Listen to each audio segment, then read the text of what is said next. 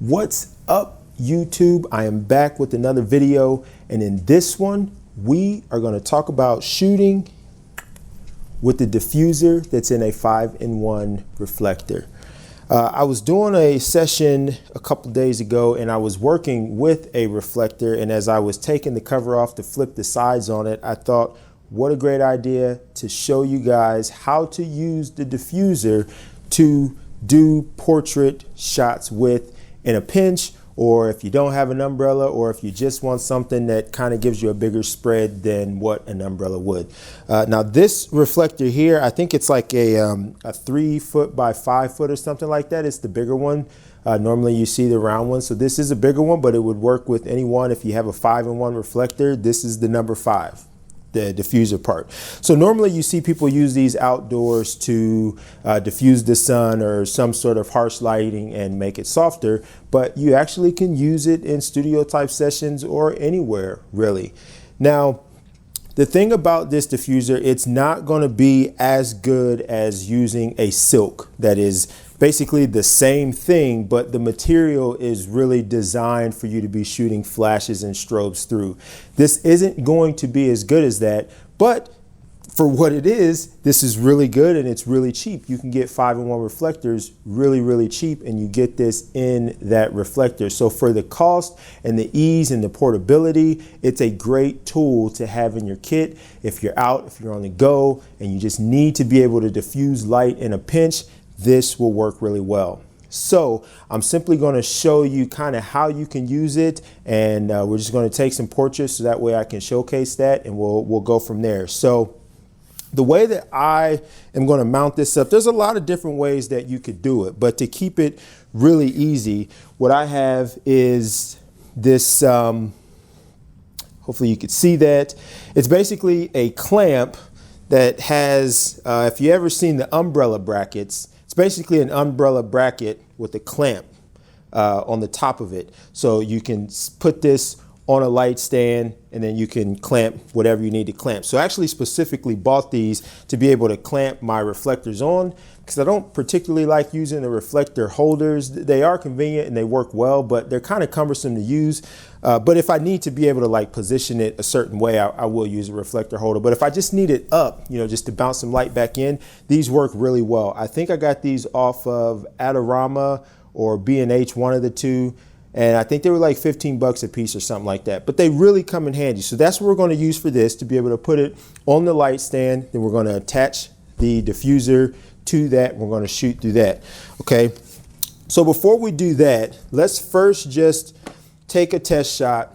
Okay. So I have this speed light here, and I'm using the speed light just so that way you can see, you can use what you have. Now, in doing this here, and I'll get into how you want to position everything, but in using this method, a speed light, to be honest, you are going to struggle a little bit to get enough power out of it to really be able to make this work. So I think in these shots, I'm likely going to have to increase my ISO just to really be able to compensate for the shortcomings of a speed light.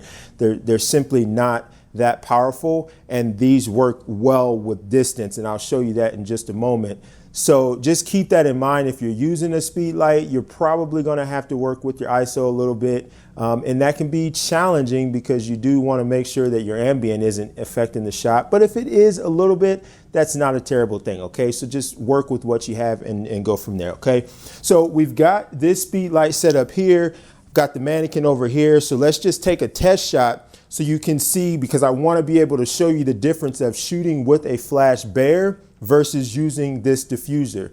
There is a difference, and I want to showcase that. So let's take a test shot here. So I'm shooting at I got my 85, shooting at 1/60th of a second at 5.6.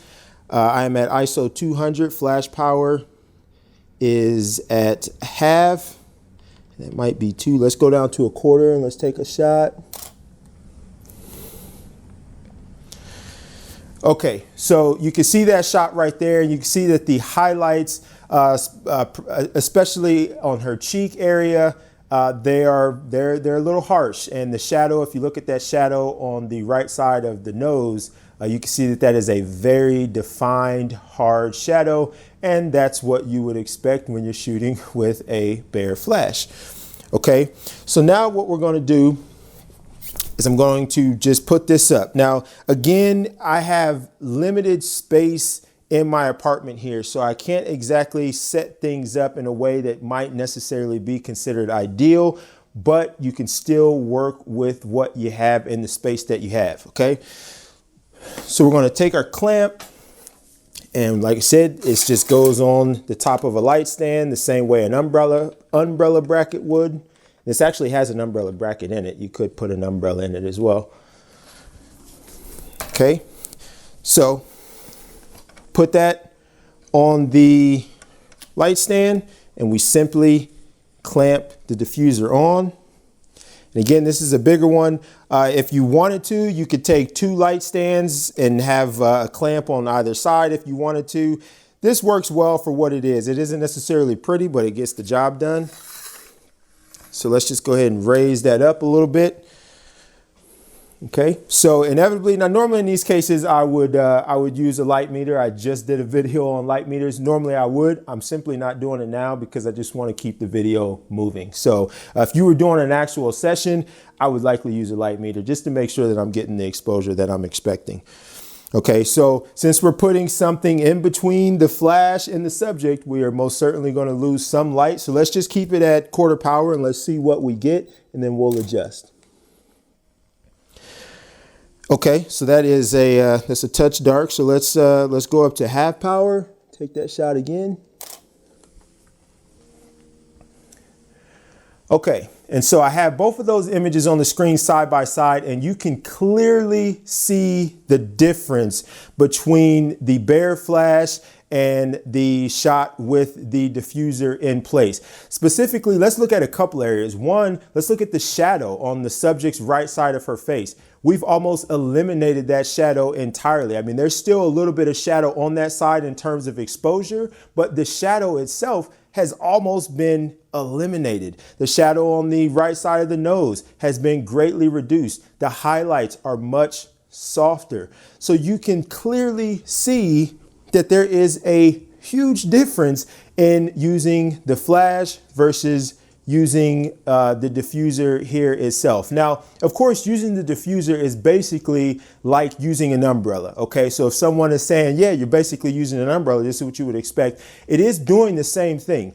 The benefit of using the diffuser, especially one of this size, is that you're getting a larger light source, which means you're going to be able to have that light wrap around your subject better than bare or better than what an umbrella would if you were using the traditional 43-inch or something like that. You're going to get more wraparound light. And you can see that in the image that we've almost eliminated the shadow on the subject's right side because the diffuser is so big, and when we shoot that light through it, that entire diffuser becomes the light source and that light completely wraps around the subject. Remember, the softness of the light comes from the size of the source in relative to your subject. So when you have a 3-foot by 5-foot diffuser, the size of the head, this diffuser is much bigger than the size of a head. So you're really getting nice, soft wraparound light.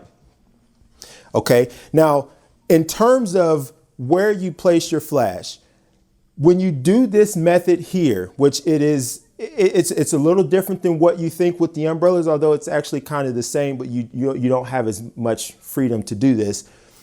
You work best by having your light source, your flash, strobe, whatever, further away from the diffuser. If I was to move this closer, okay, if I was to move it closer, I'm not giving the speed light the space, the room to be able to spread out. Okay, so the closer I get, the smaller it is when it hits the diffuser, and therefore the smaller the light source will be in and of itself. Okay, so I'm going to move it closer. Here's where using a light meter would actually work out really a lot better, because I would be able to meter the light specifically. So this is not going to be as controlled as a lot of my other videos. But let's see. So we're closer. I mean, if I take it at, keep it at 1/2 power, it's obviously going to be a little hot, as you can see there. So let's maybe go down to 1/8. It's a little too much. Let's go to 1/4. Okay, so now when I put up this shot, so the shot on the right is going to be the shot with the flash closer. The shot on the left is the one where the flash was further back. And you can see with it being closer, although the light is still relatively soft, and I do think the one on the right is a tad bit overexposed still, but the one on the right where the flash is closer to the diffuser, you can see that those shadows are more harsh. The light itself is more harsh. And the reason for that is because with the light source being closer to the diffuser, it's ultimately making the light source smaller. I'm not giving the light enough room to spread out to be able to light the entire diffuser. And with this being a big diffuser, it needs some room to be able to light the whole thing. So distance is key when you're using this method. If you have the flash right on the diffuser, yes, you are softening the light, but not by much. You're really not reaping the benefit of using this method. It really works best when you pull that light source back so that you give it space to be able to fill the diffuser. So how far back you need to go depends on how big your diffuser is, and you can play around with it. Okay, so you can move it further back, you can move it closer. Again, the thing that you have to keep in mind, especially when you're using a speed light, the further away you move it back, obviously the more power you're going to need. So if you get to a point where you're maxed out on your speed light and you need more power, you don't necessarily want to rely on ISO, because again, then you're going to start bringing in ambient lighting, ambient light, and you just don't have as much control. So if you only have a speed light and you're tapping it out, kind of stay within the realm of that, so that way you have some flexibility to do some stuff. Okay, so let's move this back over here. Bang. Now, in terms of aiming, I generally try to aim for somewhere in the center of the diffuser, obviously, so that way I get an even spread on both sides of the diffuser. Okay, so let's take that back to half power. Let's take a shot.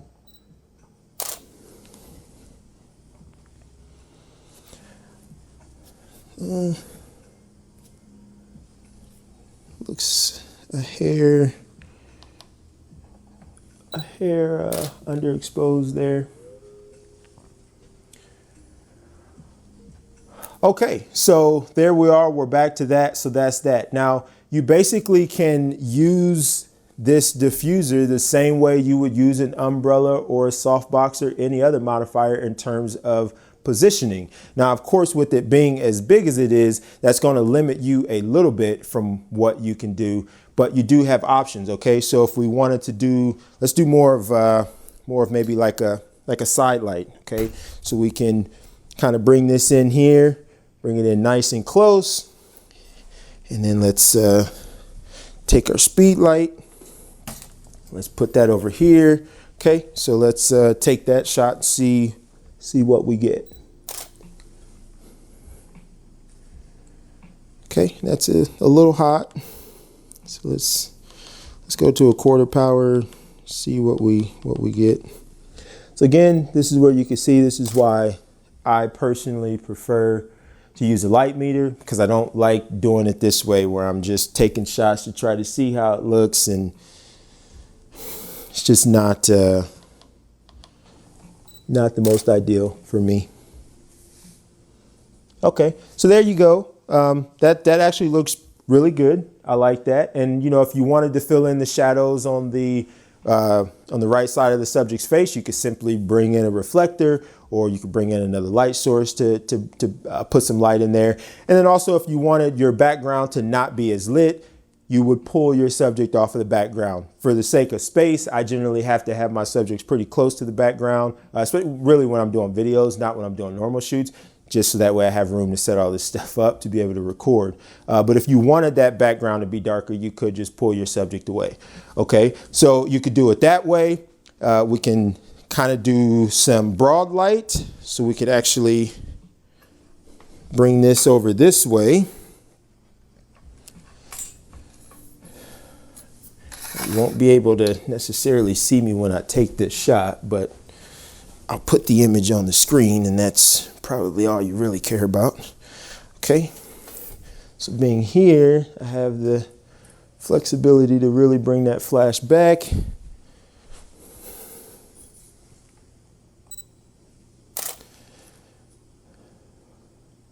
Okay, that's a little under, of course.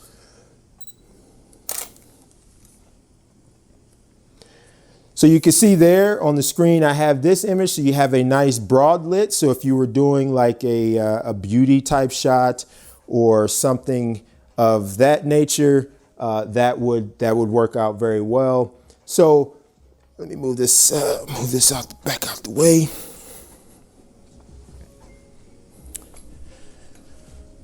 Okay. So that's the gist of it. Okay, so you see you do have flexibility to place the diffuser wherever you want.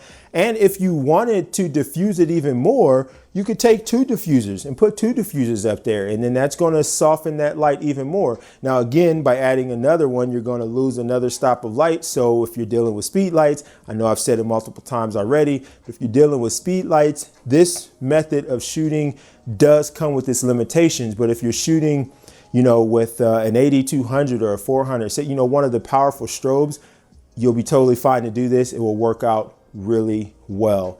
So I would not say that this is something that you necessarily should just use to use. You can, okay, but they're big.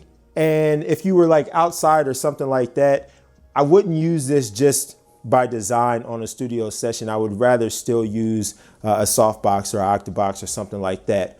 But if you were out and you weren't planning to maybe shoot outside, or maybe it was supposed to be cloudy and, you know, the sun came out, something to where you want to be able to not use natural light because the light isn't that pleasing, this will definitely work for you. You normally always have a reflector when you're doing some sort of session, whether you're in your studio, at home, on location. You normally have a reflector with you, which means you have a diffuser with you. So instead of using the bare bulb, and really, if I had to choose between an umbrella and using a diffuser like this, I would use this. So if you're out and you need something, consider using the diffuser. It works really well. It provides really soft light. And the biggest advantage of using a bigger diffuser over an umbrella is that the light source is ultimately bigger, so you get more wraparound light, so you really can fill in those shadows. So that is that. I hope that was helpful. If you have a diffuser, please pull that thing out and test it. Play around with it and see what kind of shots you get. And if you have some, link down below where I can see them. I would love to see your work, see what you did with the diffuser. If you have any questions at all on the diffuser, on this style of shooting, and anything that I use in this video, of course, feel free to drop that down below and I will certainly respond to that. And until the next one, as always, stay safe, stay healthy. Take care.